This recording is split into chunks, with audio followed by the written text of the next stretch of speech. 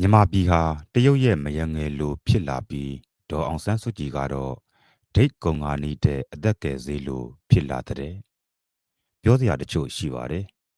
မြန်မာပြည်ဟာတရုတ်ရဲ့ရင်ခွင်ပိုက်ပြည်နယ်တစ်ခုဖြစ်လာတယ်ဆိုတဲ့အကြောင်းကျွန်တော်စောင်းပါတစ်ပုတ်ရေးခဲ့ပူပါတယ်အခုတိတ်မကြခင်ကအလုံးယုံဆွေးနွေးပွဲတစ်ခုကိုတက်ဖြစ်တော့တရုတ်ကမြန်မာရေးနဲ့ပတ်သက်ပြီးချင်းကပ်ပုံတချို့ကိုတီးခွင့်ရခဲ့ပါတယ်မြန်မာဟာတရုတ်ရဲ့မရငယ်တယောက်လိုဖြစ်လာတဲ့ဆိုတဲ့မှတ်ချက်ကိုကြားရပါတယ်။လက်ရှိအခင်းကျင်းတစ်ခုလုံးဟာမြန်မာပြည်ကိုဒီမိုကရေစီဖြစ်ထွန်းတဲ့အနောက်နိုင်ငံတွေနဲ့နီးကပ်သွားစေတယ်ဆိုတာထက်တရုတ်နဲ့ပိုပြီးနီးကပ်သွားစေခဲ့တာဖြစ်ပါတယ်။1988ခုနှစ်နောက်ပိုင်းမှာလည်းတရုတ်နဲ့မြန်မာဟာကြော်ချင်းကပ်သွားခဲ့ပါတယ်။အခုတော့ဒီမိုကရေစီအင်အားစုတွေလို့ယူဆရတဲ့နိုင်ငံရဲ့အလွှာကိုနိုင်ကတရုတ်ဘက်ကိုတိမ်ညွတ်ချက်ရှိနေတဲ့ကိစ္စပါဒီနေရာမှာပိုပြီးတိတိကျကျပြောနိုင်တာကတော့လက်ရှိလူထုလှုပ်ရှားမှုဟာဒီမိုကရေစီအတွက်လို့ဆိုပင်ဆိုညာတော်လဲလက်နက်ကင်ဒေါ်လန်ရေးခေတ်ထတာကြောင့်ပြည်ရင်းကဒေါ်လန်ရေးအင်အားစုဟောင်းအသစ်တွေပေါ်မှာတရုတ်ရဲ့ဩဇာအတော်ကြီးလွှမ်းမိုးလာတာကိုတွေ့ရပါတယ်လက်နက်ကင်ဒေါ်လန်ရေးအင်အားစုကလည်းလက်နက်ခဲယမ်းမီးကျောက်ရရှိရေးဟာတရုတ်ဘက်ကနေရှန်ကြလာဖို့သာရှိကြောင်းလက်တွေ့ပိုသိလာရပါတယ်။ NUG ကိုနိုင်ကတရုတ်ဘက်ကိုအလေးသာတိမ်ညွတ်မှုပိုလာကြောင်းအထူးထင်ရှားနေပါတယ်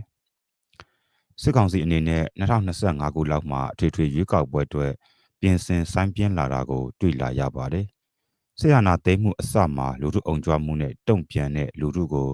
ရွေးကောက်ပွဲနဲ့ပြန်လဲကြောတက်ရင်သက်လုပ်ဖို့စဉ်းစားခံဖွင့်ခဲ့ပေမဲ့လက်တွေ့မှာမဟန်လို့နောက်ပြန်ဆုတ်ခဲ့ပါတယ်။ဒါပေမဲ့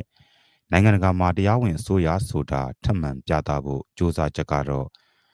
2025မှာရှိလာပါလိမ့်မယ်။2025ရွေးကောက်ပွဲနဲ့တူဒေါ်အောင်ဆန်းစုကြည်ရဲ့အခမ်းကဏ္ဍကိုကြိုတင်တွက်ဆရာထားချက်တချို့ရှိလာတယ်ဆိုတာတွေ့ရပါတယ်။လောလောဆယ်တော့ဒေါ်အောင်ဆန်းစုကြည်ဟာလူထုရှေ့မှာမျက်ဝါးထင်ထင်ပြန်လည်ပေါ်ထွက်လာဖို့မမျှော်လင့်နိုင်သေးပါဘူး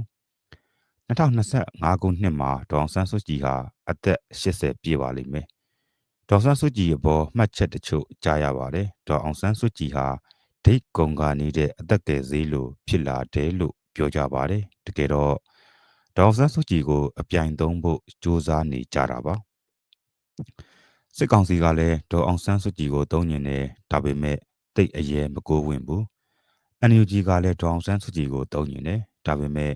ဒေါ်အောင်ဆန်းစုကြည်ကအသုံးခံပါမလားဆိုတာသူတို့လည်းမဝင်မရဲဖြစ်နေပါတယ်။တရုတ်ကလည်း